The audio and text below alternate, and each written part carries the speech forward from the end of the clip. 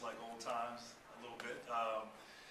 But no, it's a great, I think it's a great thing with overall with the Magic are doing. It's hard to believe it's been 25 years. I remember in high school watching this new franchise come about, and to play a small part in its history, I guess, is for me is quite an honor. And but I think it's great what they're doing to honor the past. And when I got the call, I said, "Are you sure?" And, but no, I was definitely thrilled, and tonight will be a fun time. You accomplished a lot early in your career, but how much pride do you take in the fact that you got past the ankle thing and had 6-7 more years of good basketball? Yeah, I mean, I think we all got past it. It was tough, and but I think we all wanted the same thing, and we all wanted to have me out there playing. And I think what you learn in sports and you learn in life is that sometimes things don't go according to a plan, and so you have to adapt and adjust. And I think we all learn from it. And so it was interesting when I was going through it, and some of you were here and recall, but I used to always kind of tell myself, okay, I'll make up for it on the back end.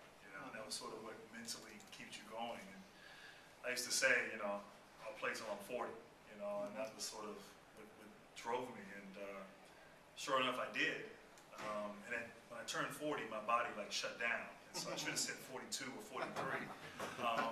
But yeah, I mean, I think early in your career, when you have success and you get caught up in your ego and your legacy and all that other stuff, you're consumed with it, And I think going through some adversity and setbacks, I look back at my career and I'm most proud of just continuing to fight, continuing to push through, and so yeah, being able to come back and play was in a weird kind of way the highlight of my career. Grant, did you have any trepidation about accepting this honor, considering that some fans don't understand how hard you work to get back? No, I mean, look, I was just telling somebody when I first came back with the Suns, in layup line, every time I touched the ball, the fans would boo, and so my teammates kept throwing me the ball, and so I'm in the rebounding line, and they keep throwing me the ball, and so so we got a big kick out of it. But I think the thing that another story, I remember going to RFK Stadium as a Cowboy fan growing up, and as a little kid, and seeing Joe Theismann, talk about a blast from the past, as quarterback, and you could he makes a mistake and the fans would he's terrible, get him out, he's a bum, this, that, and the other, and then he makes a great play and they're all excited, he's the best thing in the world. And so I think at an early age you internalize that, you see that it's about loyalty, it's about passion. Fans have an intimate relationship with their team and with their various players, and so that passion is why we have an NBA and why we all, media, PR, player, broadcast, whatever. There's a team here because of that passion. So I get it, I understand it, and I think it's great. And so, with regards to me, I mean, I'm okay with whatever the reaction might be. I'm just glad, that you get to sort of come full circle and bring closure. And I think also too, I'm glad. I know my best moments weren't necessarily here, but I'm glad that for guys that really did have some magic, no pun intended, but the Penny Hardaways, the Tracy McGrady's, that they were received well, and that as great as they were, things may not end ideally, but that they were able to come back and be recognized. And so, I don't know if I'm answering your question, but sometimes, and for the players, getting back on that, I think sometimes look, the nature of professional sports, you leave a franchise usually under 3 or 4 circumstances. One, you're traded.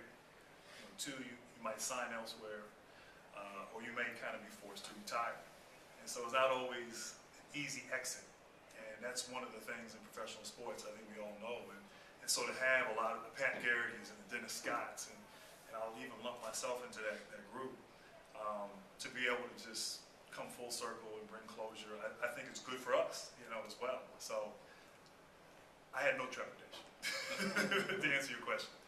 Otis Smith was quoted in SI several years ago saying you wanted to come back when you were a free agent, but it was the organization that didn't want you back just because they wanted the young guys on the team at the time to take on clear leadership roles.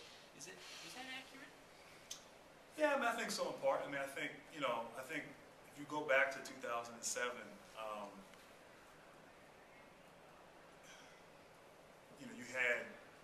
you had Jameer Nelson, who at a young age showed some, incredible leadership qualities. You had Dwight, who was emerging. I think he had just become an all-star. He was announced to be on the Olympic team. And so, but they were good kids. And, I say kids, but they were good. They were nice people. They were so respectful, and they deferred. And so, sort of wearing my general manager's hat, I understand that, sometimes you got a big brother has to get out of the way so, the little brothers can grow up. And so from an organization standpoint, I totally understand that and get that. And I think, for me, it was probably a good thing too. So I think it worked well for both sides. And people may or may not understand that. Hopefully time heals wounds and time gives perspective. But I get it. I understand. And I kind of understood it then. And, and so it was good. And certainly, look, the team got to the finals and, a couple years later, and, you saw the maturation of Jameer and assumed that leadership role, and Dwight was becoming an all-star. So, that's professional sports, and sometimes you got to make those tough decisions, and it was the right decision. And I think it was the right decision for Otis, and I think it was probably the right decision for me at that time. Talk about your general manager's hat. The- Do you have aspirations for that or coaching? I'm enjoying my life. I have no stress on my body right now. The life of a general manager is quite difficult. You never say never, I guess. I think there were some opportunities that presented themselves this past off season.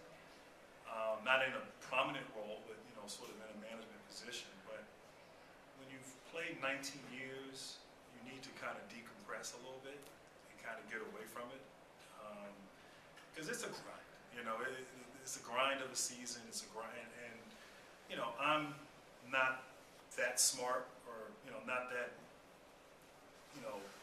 I can't just jump right into that, I still think of myself as a player, and if guys go from playing to, I think there needs to be a transition. Now, certainly Jason Kidd has proved all those doubters wrong, but I'm not Jason Kidd, so, but yeah, I enjoy what I'm doing. I get a chance to be around the game. I get a chance to get my opinion. Your opinion can never be wrong. At least that's what they tell me.